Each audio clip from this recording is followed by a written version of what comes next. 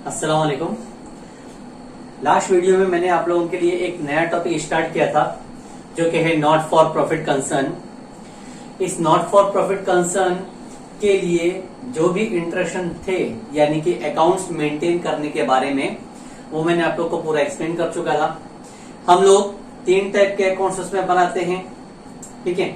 एक होता है रिसिप्टेंट पेमेंट अकाउंट, सेकंड होता है इनकम एंड एक्सपेंडिचर अकाउंट और थर्ड होता है balance sheet. Recipient payment account के बारे में आप लोग को बताया गया था। It is a cash account. It will record all the cash activities, cash received and cash paid, ठीक है। दूसरा, for every type of transaction. Second, मैंने आप लोग को यह बताया था कि इनकम एंड एक्सपेंडिचर अकाउंट जो है वो प्रॉफिट एंड लॉस अकाउंट की जैसा है, जो कि नॉमिनल अकाउंट पे फॉलो होता है। डेबिट और एक्सपेंस एंड लॉस, क्रेडिट और income and gain, pertaining to current year, income या गेन जो भी करंट ईयर का है वो रिकॉर्ड होता है। और तीसरी चीज जो आप लोग को बताई गई थी वो है balance sheet. Balance sheet will record all the types of assets and liabilities of previous year as well as current year. सब बता चुका था मैंने आप लोगों को। अब उसी के आगे मैं कंटिन्यू करता हूं, ठीक है।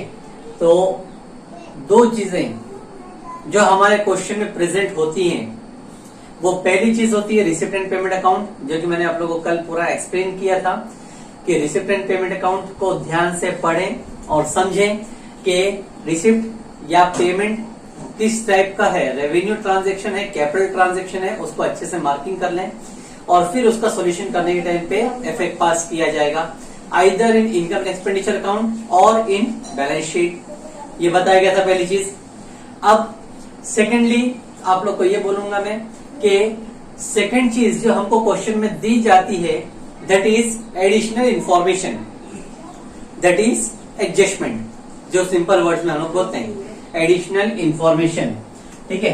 तो फिलहाल टॉपिक्स लिख देता हूं मैं। टॉपिक है अपना accounts of not for profit concern. जो अभी मैं टॉपिक स्टार्ट कर रहा हूं वो है एडिशनल इंफॉर्मेशन। एडिशनल इंफॉर्मेशन जिसको हम लोग एडजस्टमेंट कहते हैं, एडजस्टमेंट पास करेंगे, ठीक है। Additional information adjustment number 1। कुछ ऐसे एडजस्टमेंट, कॉमन एडजस्टमेंट आप लोग को अभी बता रहा हूं जो कि आप लोगों को याद रखना है और नियरली कहीं ना कहीं वो चीजें क्वेश्चन में आएगी, रिपीटिशन बेसिस पे भी आ सकती, ठीक है। तो पहला एडजस्टमेंट है जिसको हम लोग बोलते हैं आउटस्टैंडिंग एक्सपेंसेस, ठीक है, unpaid expenses. Some of the expenses are unpaid at the end of month और at the end of year. कुछ ऐसे एक्सपेंसेस होते हैं जो कि हम लोगों ने पे नहीं किया, पे करना बाकी है, तो ऐसे एक्सपेंसेस को हम लोग बोलते हैं आउटस्टैंडिंग एक्सपेंसेस। वो आउटस्टैंडिंग एक्सपेंस का क्या करना है तो उसका इफेक्ट बता दूं। पहले आप लोगों को बताता हूं, वो नाम है आउटस्टैंडिंग एक्सपेंसेस। आउटस्टैंडिंग एक्सपेंसेस, इसका इफेक्ट शॉर्टकट में बताता हूं आप लोगों को। पहला और दूसरा एडजस्टमेंट है। हर एडजस्टमेंट के 2 इफेक्ट पास किए जाएंगे, जिसमें पहला इफेक्ट है कि जो पर्टिकुलर एक्सपेंस है, जो आउटस्टैंडिंग है, उस एक्सपेंस में प्लस कर दिया जाए। जो भी एक्सपेंस पे करना बाकी था हम लोग उसको उस एक्सपेंस में प्लस कर देंगे। फॉर एग्जाम्पल, अगर एडजस्टमेंट कहा गया है सैलरी आउटस्टैंडिंग तो हम लोग सैलरी में प्लस कर देंगे। अगर कहा जाता है रेंट आउटस्टैंडिंग तो हम लोग रेंट में प्लस कर देंगे। अगर कहता है स्टेशनरी बिल आउटस्टैंडिंग तो प्रिंटिंग एंड स्टेशनरी में एड अप कर देंगे, यानी कि add to that particular expense. पहला इफेक्ट आएगा इनकम एंड एक्सपेंडिचर अकाउंट में। इनकम एंड एक्सपेंडिचर अकाउंट में लिखा हूं मैंने इस तरह से, प्लस इन रिलेटेड एक्सपेंस, जो भी रिलेटेड एक्सपेंस है उसमें प्लस कर दिया जाए। पहला इफेक्ट हो जाएगा अपना। अब सेकंड इफेक्ट भी हम पास करेंगे तो ये समझ में आ जाता है पहले ही कि एक्सपेंस पे करना बाकी है, तो जो भी एक्सपेंस पे करना बाकी है वो हमारा एक तरह का कर्जा बन जाता है, इट इज अ लायबिलिटी। तो उसका इफेक्ट हम पास करेंगे बैलेंस शीट, और बैलेंस शीट में जाएगा लायबिलिटी साइड। तो सेकंड इफेक्ट लिख देता हूं यहीं पे, that is balance sheet liability side. ये इफेक्ट हम लोगों को अच्छे से याद करना है। अगर कोई भी एक्सपेंस आउटस्टैंडिंग हो तो उसके दो इफेक्ट पास किए जाएंगे। पहला effect income and expenditure account में एक्सपेंस में प्लस कर दिया जाए, और सेकंड इफेक्ट बैलेंस शीट में एसेट्स में बैलेंस शीट के लायबिलिटीज में रिकॉर्ड किया जाए। ठीक है, अब कुछ ऐसे नाम भी बताता हूं जिनका मतलब आउटस्टैंडिंग होता है।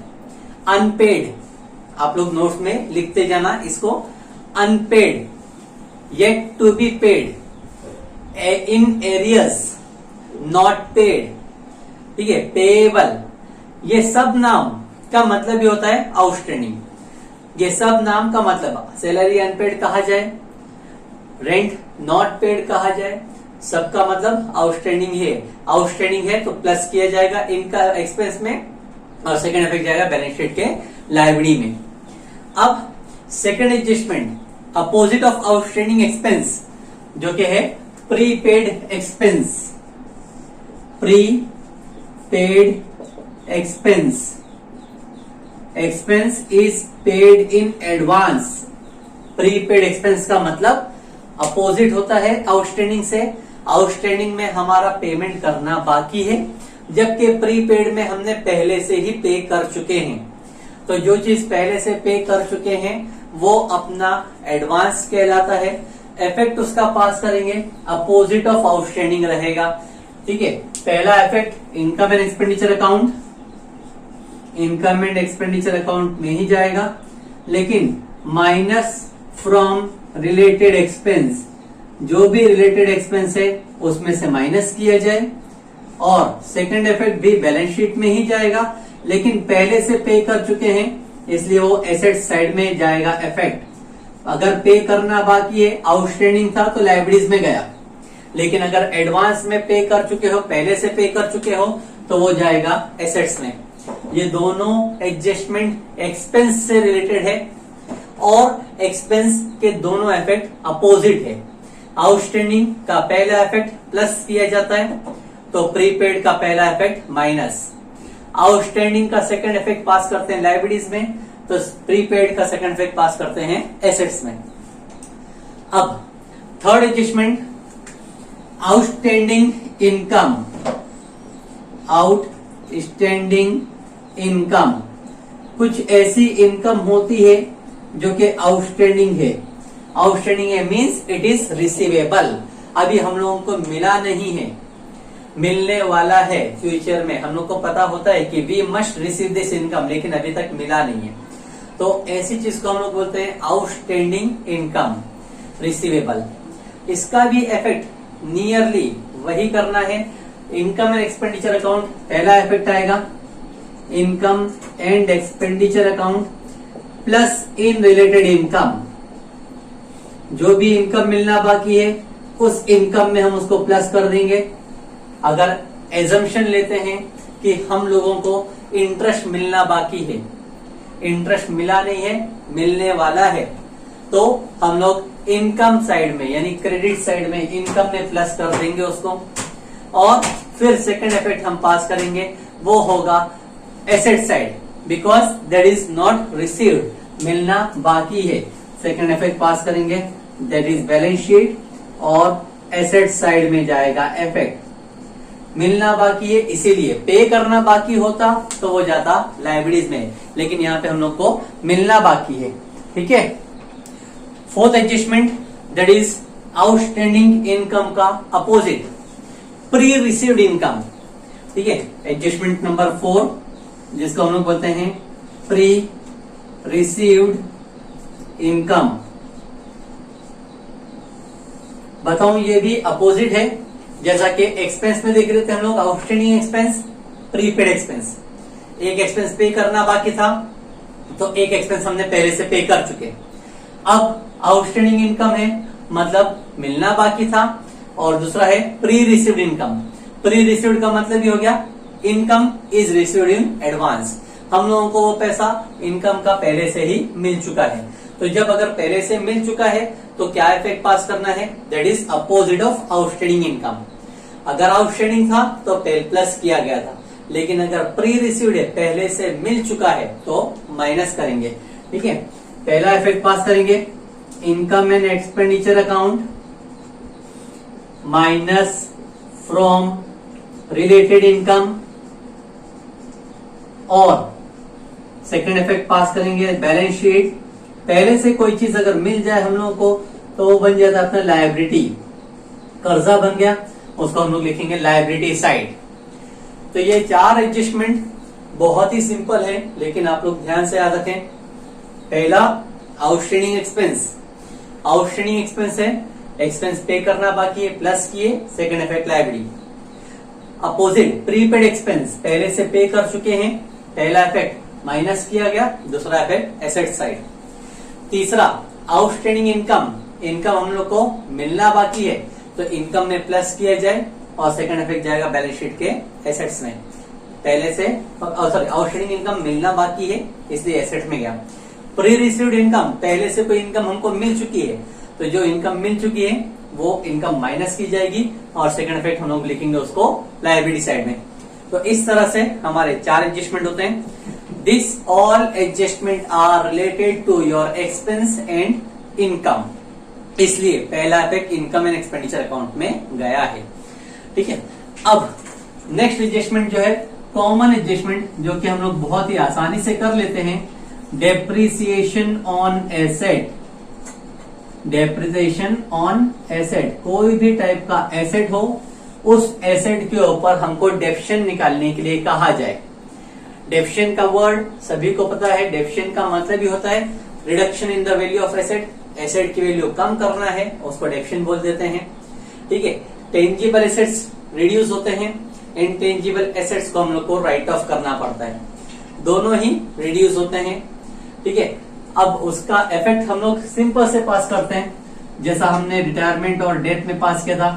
पहला इफेक्ट आएगा balance sheet minus from related asset, जो भी रिलेटेड एसेट्स के ऊपर डेप्शन बोला वहां से माइनस कर दो, और सेकंड इफेक्ट जाएगा मेरा income and expenditure account on expenditure side. Income and expenditure account में जाएगा एक्सपेंडिचर साइड में। बहुत ही सिंपल सा एडजस्टमेंट है, कॉमन एडजस्टमेंट है, डेप्शन निकालना। ठीक है, नेक्स्ट एडजस्टमेंट होता है any income to be capitalise. Any income to be capitalise, कोई भी इनकम को कैपिटलाइज करने के लिए कहा जा सकता है क्वेश्चन में। तो ये कैपिटलाइज का मतलब पहले आप लोग को बता देता हूं एक एग्जांपल देकर, तो ये एडजस्टमेंट समझ में आएगा, न तो ये एडजस्टमेंट समझ में नहीं आता। ठीक है, जैसा कि मैंने क्वेश्चन में देखा, एक रिसिप्ट एंड पेमेंट अकाउंट बना था, रिसिप्ट साइड में लिखा गया था to life membership fees, life membership fees लिखा गया है, या to entrance fees, entrance fees कहा गया है। इसमें से कोई भी नाम अगर आता है तो हम लोग देखेंगे, उसको समझेंगे पहले। Life membership fees, as it the name already denotes, it is life membership fees, life में एक ही बार मिलेगा, तो ये तो डायरेक्टली फिक्स है, it is my liability. Balance sheet के लायबिलिटी साइड में इफेक्ट होगा इसका। ठीक है, ये तो मेरा जाएगा। लेकिन एंट्रेंस फीस, जो एंट्रेंस फीस हम लोगों को मिलती है वो एंट्रेंस फीस रेवेन्यू होती है, वो एंट्रेंस फीस हम लोग बार बार मिलते हैं, हमारे पास पैसा आता है, रेवेन्यू है। ठीक है, तो it must appear in income and expenditure account, income side. बता देता हूं, लाइफ मेंबरशिप फीस तो गया लायबिलिटी में, और एंट्रेंस फीस होना चाहिए इनकम, रेवेन्यू ट्रांजेक्शन है, इनकम साइड में रिकॉर्ड होना चाहिए। ठीक है, लेकिन अगर क्वेश्चन में कहा जाए entrance fees 50% to be capitalise, adjustment ही होता है ये कि एंट्रेंस फीस का 50% कैपिटलाइज कर दो। तो कैपिटलाइज करने का मतलब हो गया कि जितना भी तुमको एंट्रेंस फीस के नाम पे मिला है उसमें से 50% कैपिटल में एडअप करो, कैपिटल में एडअप करो, और कैपिटल होता है बैलेंस शीट के लायबिलिटी साइड में। ठीक है, तो यानी कि हम लोगों को half income on the name of entrance fees revenue मानना है और हाफ इनकम को कैपिटलाइज मानना है। तो इस तरह से अगर कोई इनकम को कैपिटलाइज करने के लिए कहा जाए तो हम लोग मानेंगे कि वो इनकम नहीं रही, वो रेवेन्यू इनकम नहीं है, अब उसको हम लोग कैपिटल में एडअप करेंगे, तो उसका इफेक्ट पर्टिकुलरली वैसा पास किया जाएगा। तो अब इसका इफेक्ट पास किया जाएगा। पहला effect, income and expenditure account minus from particular income या रिलेटेड इनकम, उस रिलेटेड इनकम में से माइनस कर दिया जाए। और सेकंड इफेक्ट पास हम लोग करेंगे बैलेंस शीट, बैलेंस शीट में प्लस होगा in capital fund, capital fund appear on liability side, liability side में उसको प्लस कर दिया जाएगा। ठीक है, तो ये 6 एडजस्टमेंट हो गए। ये 6 एडजस्टमेंट नॉर्मली कॉमन एडजस्टमेंट है जो कि बार बार क्वेश्चन में रिपीट होते हैं। डेफिशिएंट अभी मैंने बताया और एक बताया इन्हें इनकम टू बी कैपिटलाइज। अच्छा, इसके बाद में एक और एडजस्टमेंट है जिसको हम लोग बोलते हैं स्टॉक ऑफ स्टेशनरी या stock of sports material. Stock of stationery closing stock अगर दिया जाता है तो उसका इफेक्ट पास करेंगे। Stock of stationery at the end, at the end मतलब साल खत्म होने पे हमारे पास स्टॉक है तो ये क्लोजिंग स्टॉक ऑफ स्टेशनरी कहलाएगा। क्लोजिंग स्टॉक ऑफ स्टेशनरी का एक इफेक्ट हमको पास करना पड़ता है। वो सिंपल सा इफेक्ट है कि जितना भी स्टेशनरी हमने खरीद के लाए थे उसमें से बच गया है तो बची हुई चीज को पहला इफेक्ट हम पास करेंगे कि इनकम एंड एक्सपेंडिचर अकाउंट में माइनस फ्रॉम स्टेशनरी करेंगे, क्लोजिंग स्टॉक के नाम पे, स्टेशनरी के नाम पे माइनस करेंगे। और सेकंड इफेक्ट हम लोग लिखेंगे balance sheet that will appear on asset side. Asset side में हमको नाम लिखना पड़ेगा क्लोजिंग स्टॉक ऑफ स्टेशनरी। ठीक है, स्टेशनरी हो तो इसका इफेक्ट पास करना है। उसी तरह से स्पोर्ट्स मटेरियल, स्पोर्ट्स मटेरियल के लिए भी अगर कहा जाता है तो सेम इसी तरह से इफेक्ट होगा कि स्पोर्ट्स मटेरियल जो कि हम लोग लिखते हैं इनकम एंड एक्सपेंडिचर में माइनस कर देंगे, माइनस फ्रॉम स्पोर्ट्स मटेरियल, और सेकंड इफेक्ट सेम वैसे आएगा balance sheet on asset side. तो इस तरह से ये कॉमन एडजस्टमेंट है। 7 एडजस्टमेंट फिलहाल मैंने अभी लिखा है। पहला outstanding expense, second prepaid expense, third outstanding income, fourth pre received income, fifth depreciation, number 6 any income to be capitalise, और नंबर 7 है स्टॉक ऑफ स्टेशनरी और stock of sports material at the and.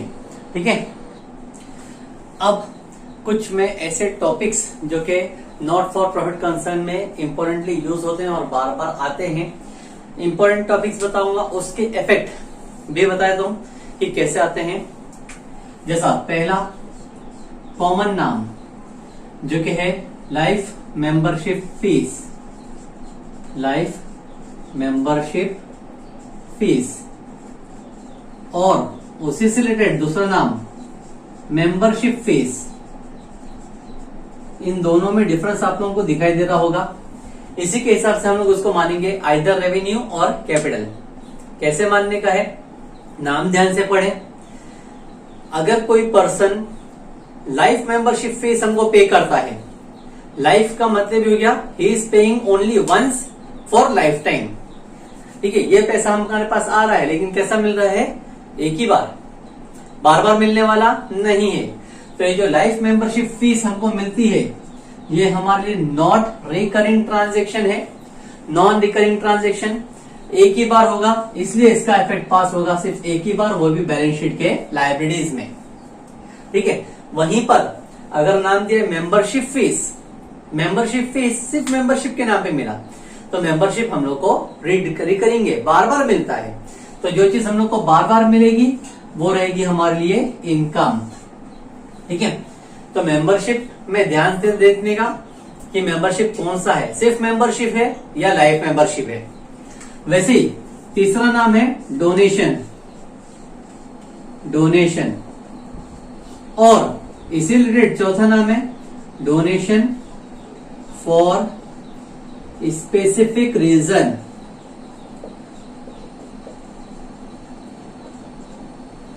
एक है हम लोग को donation मिलना और फिर है donation for any specific reason.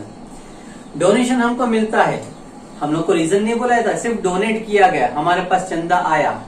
For what ever reason में बी, किसी भी वजह से अगर मेरे पास डोनेशन आता है, पैसा मिल रहा है, तो जो भी पैसा मेरे पास मिलता है वो मेरी है इनकम, रेवेन्यू है, बार बार रिकरिंग होते रहेगी, मिलते रहेगा।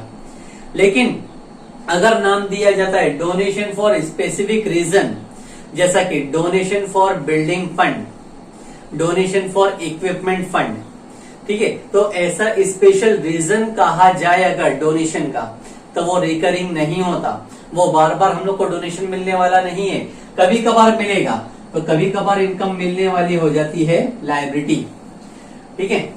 और एक नाम जो आप लोगों को बताऊं वो है सब्सक्रिप्शन। सब्सक्रिप्शन जो हम लोगों को मिलता है, कौन से ईयर का मिला है, कैसा मिला है, वो सब ध्यान देना है। Subscription normally if anyone subscribe to our organisation, जो भी पर्सन हमारे ऑर्गेनाइजेशन को सब्सक्राइब करता है, हमारा मेंबर बनता है, पेमेंट करता है, तो उसको हम लोग बोल देते हैं सब्सक्रिप्शन। सब्सक्रिप्शन मिलना नॉर्मली हमारे लिए हो जाती है इनकम, ठीक है। ये कुछ ऐसे नाम है जो कि बार बार हमारे क्वेश्चन में आएंगे, लेकिन इफेक्ट ध्यान से हम लोग को पास करना है। पहला बताया मैंने आप लोग को life membership fees. Life membership fees कितने बार भी मिले, कभी भी मिले, वो हमेशा हमारे लिए रहेगी लायबिलिटी। अगर हम लोग को सिर्फ मेंबरशिप फीस मिलती है, मेंबरशिप फी के नाम पे मिल रहा है, तो वो है हमारे लिए इनकम। अगर हमको सिर्फ डोनेशन मिल रहा है, डोनेशन, तो वो हमारे लिए इनकम है। लेकिन अगर डोनेशन फॉर स्पेसिफिक पर्पस मिल जाता है, किसी एक स्पेशल रीजन से मिलता है, तो वो बनेगा हमारे लिए लायबिलिटी।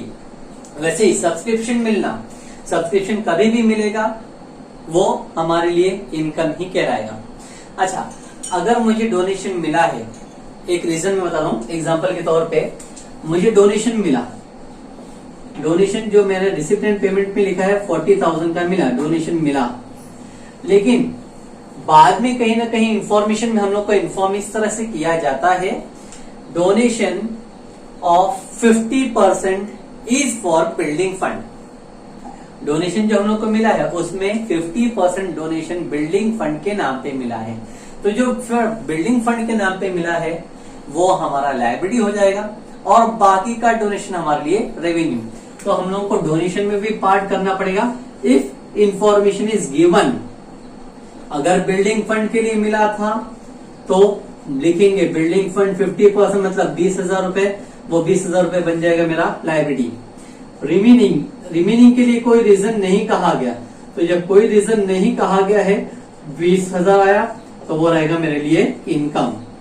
इस तरह से भी कभी कभी एडजस्टमेंट होते हैं कि तुमको बाइफरकेट करना पड़ता है, और बाइफरकेशन करके फिर उसका डिटेल इफेक्ट पास करना पड़ेगा कि कुछ लायबिलिटीज में जाएगा तो कुछ इंफॉर्मेशन जाएगी ऑन इनकम साइड, ठीक है। तो इस वीडियो में मैंने आप लोगों को जो एक्सप्लेनेशन किया है वो पूरे एडजस्टमेंट के बारे में बताया है कि नॉट फॉर प्रॉफिट कंसर्न जो एक चैप्टर है उसके अंदर एडजस्टमेंट कौन कौन से आते हैं, उसके इफेक्ट क्या पास होते हैं। पहली चीज वो मैंने आप लोगों को पूरा एक्सप्लेन कर चुका हूं, उसमें 7 एडजस्टमेंट है। इफेक्ट याद रखना पड़ेगा हमको। आउटस्टैंडिंग एक्सपेंस से पहला adjustment, prepaid expense, outstanding income, pre received income, depreciation, capitalise और स्टॉक ऑफ स्टेशनरी या स्टॉक ऑफ स्पोर्ट्स मटेरियल, वो 7 एडजस्टमेंट लिखाया। और उसके बाद में ये कुछ इंपॉर्टेंट कॉन्सेप्ट्स जो मैंने आप लोग को बताया हूं, ये ध्यान देना है।